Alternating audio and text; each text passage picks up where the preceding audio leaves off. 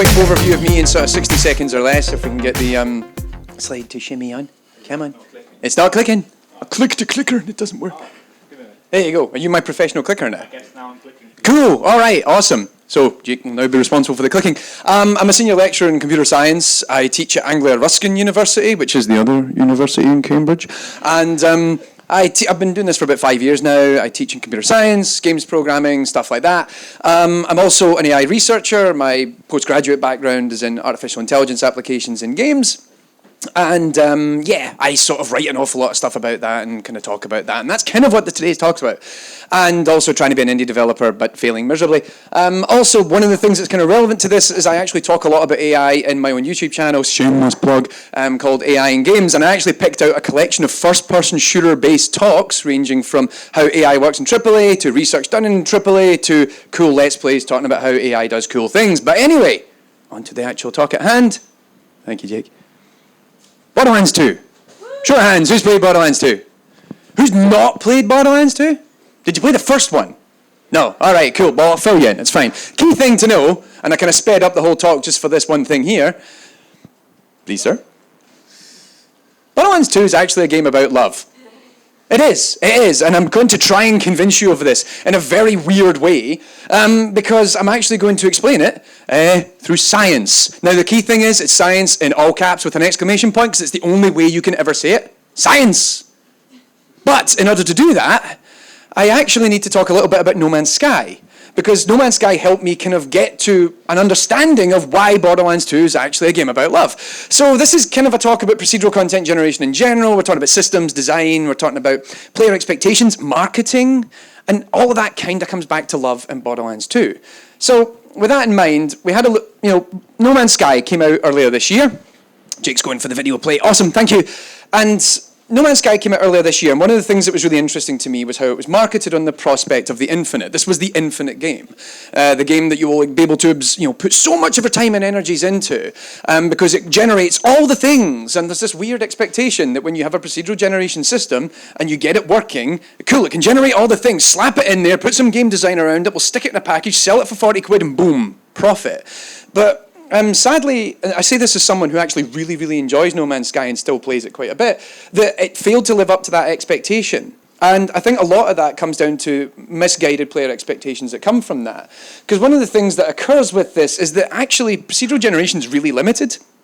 Now, this whole notion of infinite content generation, unless someone invented quantum computing when I wasn't looking.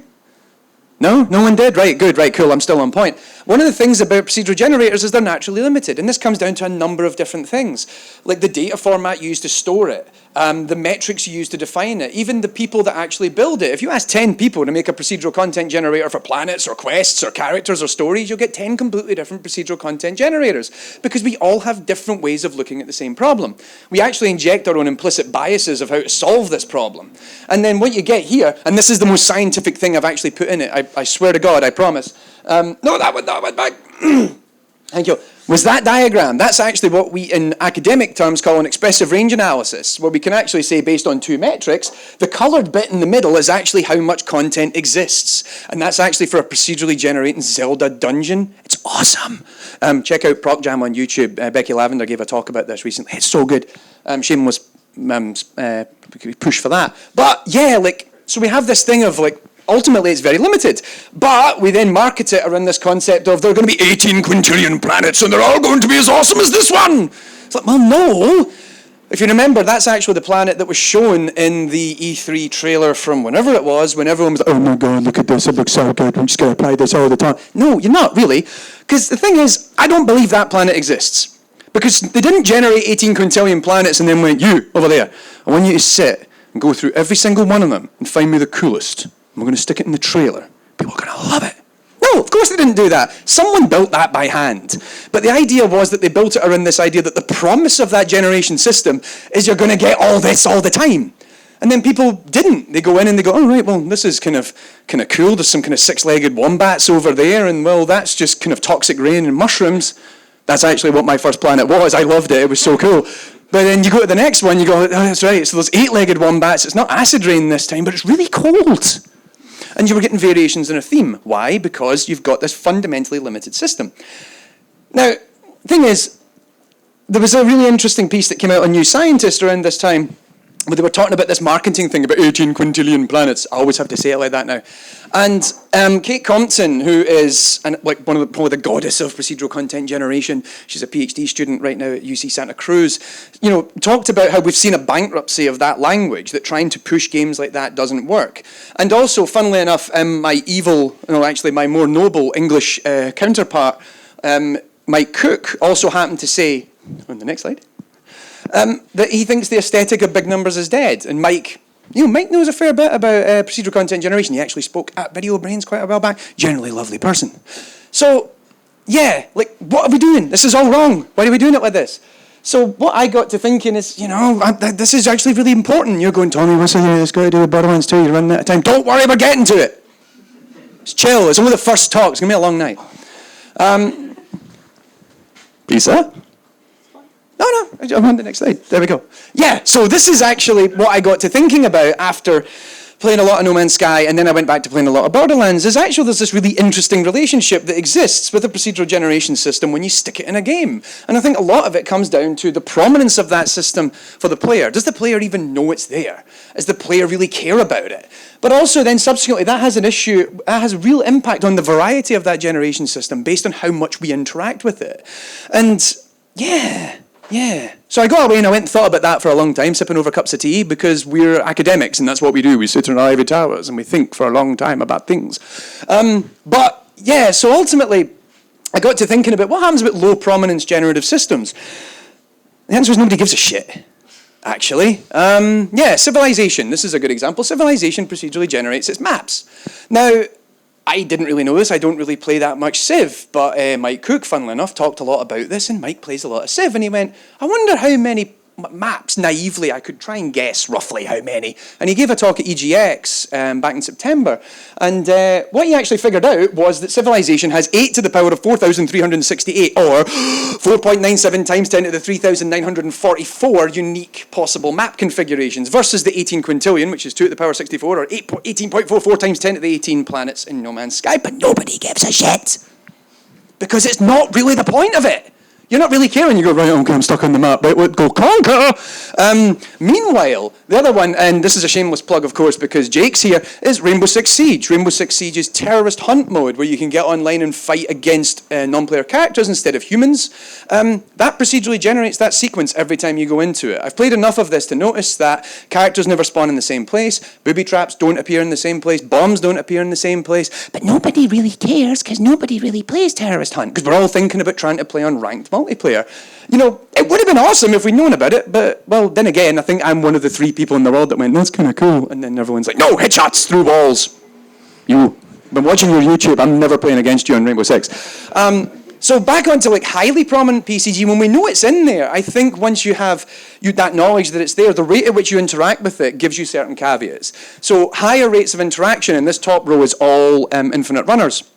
Cannibal, Tempo Run, and the far left's the one I'm making sure footing, shameless plug. But interesting thing about that is that we don't have an expectation of high variety. We kind of want something similar every time. We actually want something that's kind of familiar, because if you're trying to play an infinite runner and it keeps generating new things you've never seen before, you just and every time you come to it, oh no. Ideally, what you want in that half second is to go, oh, that kind of looks like something else I saw before, and figure out how to cross it. The sort of medium rates interaction, or what I call the kind of roguelike environment. You broke it. I'll keep talking. But when you're dealing with medium rates of interaction, roguelikes, one of the things that's really cool about roguelikes is that system's there, and you're trying to work around the seams of how that system works. And interestingly, what you do is you try to learn what that generative system's doing to help you maximize what it is you want to do. And then you get to low rates of interaction. And that's where something like No Man's Sky actually appears. And I also put in Ultima Ratio Regum, made by Mike Johnson, because I think that actually deals with a very similar problem. And Mark and I have actually talked a little bit about this. And what's happening there is that because you're interacting with that generative system so infrequently, you expect larger returns on it. So I'm moving from one planet to the next planet needs to be totes amazeballs. And if it isn't, then you get a little bit angry about that. You know, I've been doing all this stuff, and I've been gathering up all my resources, and I fixed my ship, and then I got a new one, and then I did this and all that, and now I'm over here. where's my super awesome planet? In fact, I think one of the problems, the way I actually figured it out in my head was that, oh, here we go. It's going to see if it works again. That might be the broken slide. It's actually it's actually jumped the slide. That's well done. What it actually it suffers from is what I called a Star Wars problem. If you think about Star Wars, right? You go to every Star Wars film, they never really go to the same planet twice, right? Start off on Tatooine, awesome, and then they kind of do the Death Star, but that's not really a planet, it's just sort of a moon or a space station, I don't know, no one really agrees. And then you go to Yavin 4, so you went from deserty planet to kind of foresty planet, then you're on Hoth, snow, Dagobah, swampland, the forest moon of Endor, it's a forest, it was in, the trick was in the title. Then you get into the prequels, you get Naboo, you've got Coruscant, everything's completely different every single time. And so when you end up seeing variations in a theme, you're like, oh, right, okay, well, I was kind of expecting something like really deep and interesting. And I think science fiction has a lot to play in that. But anyway, there we go. We'll stay there. What's any of this got to do with Borderlands? Here it comes. So what I was thinking about is that Borderlands, if you've never played it, is the idea that you're trapped on the planet of Pandora as a vault hunter. And you can play as one of a collection of these wonderful characters here. And the idea is you go out and you kill a bunch of stuff. When you kill a bunch of stuff, you get new guns. And then you use those guns to kill more stuff. You kill those stuff, you get more guns, and this horrible cycle continues. The more of the killing, the more of the gun acquisition occurs. And that's kind of interesting, but it's that process that actually is what makes it a game about love. So, you start off, you pick one of these characters, and you get a gun. And it's crap. It's not very good. And what happens is you kind of think, oh, well, and maybe I'm going to hopefully find something more interesting along the way. And then, lo and behold, this really nice-looking gun comes along. We'll call him Mr. Cleaver, just for the sake of argument. And he's actually quite... Oh, shit, sorry, I forgot. I forgot about this. He's a gun. And the thing is that he's kind of sharp. He looks, oh, hey, sorry, I'm going to... Well, this is a nice-looking gun. Can I borrow this for a minute? Let's try shooting someone with this. Oh, it does a lot of damage. Oh, this is great. You try going back to those places you already were in, and everything's just dying in front of you. You're like, oh, wow, I think this is my gun. This is my gun. This is my gun. I found this gun. This is so cool. And the thing is, you get really attached to him, and then, well, this other gun comes along, which we'll call him Mr. Darcy. Oh, shit, yeah, forgot. He's also a gun. But his barrel's a bit more barrel-y. His magazine's a little bit more magged. And he also does fire damage. Oh, my God. Suddenly, poor Mr. Cleaver has just been ignored. He's get stuck off in a locker somewhere. He's in your backpack. Nobody gives a shit at this point about Mr. Cleaver. And then, goddamn, Patrick Dempsey turns up. I don't even know. I've not seen the third film. I don't even know his character. And he's a fucking gun as well. And this whole process continues onwards. And the funniest thing is that this is also a multiplayer game. So there's like three other people in that game with you, and they're all having these similar but different experiences. Some of them are going through maybe a very similar experience to you, but maybe they're going down a different avenue. Sometimes they're maybe mixing it up a little bit. Any route that ends with Jean-Claude Van Damme is a failure, in my opinion, but, that's an argument for another time. But one of the interesting things about it is that you go through this experience and you develop an attachment to your gun.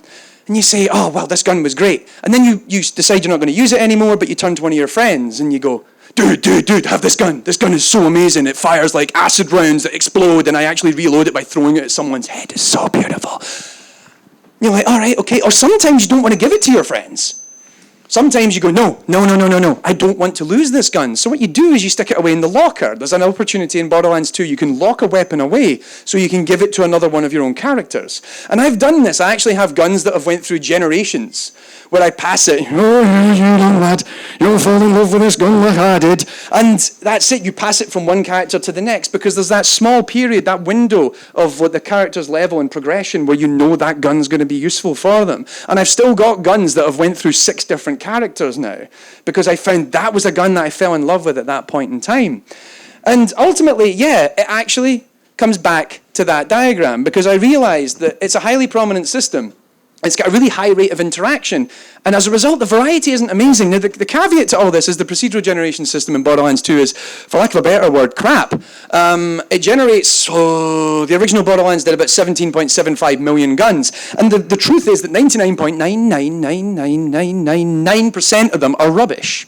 What you're trying to do is find the outlier, which is sort of the opposite of how No Man's Sky actually framed its generative argument. It's like, look at all these cool things. It's like, no, your job is to find the cool things, and then you will fall in love with them.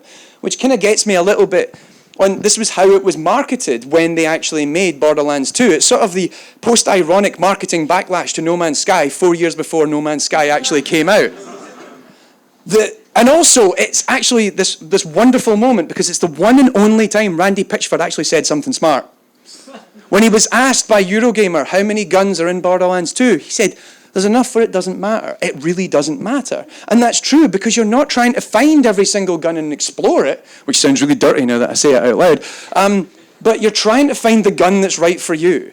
And if it's not right for you, it's going to be right for someone else. And everyone develops those kind of relationships with their weapons. Some of you are just like, no, I just play the game and shoot people and that's it. But this is my thesis.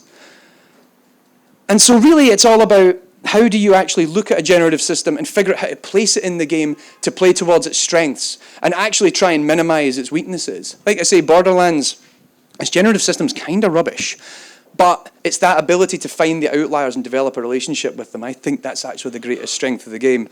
And it's why I still kind of play it to this day. And I kind of still love it a little bit. And yeah, thank you. I am done.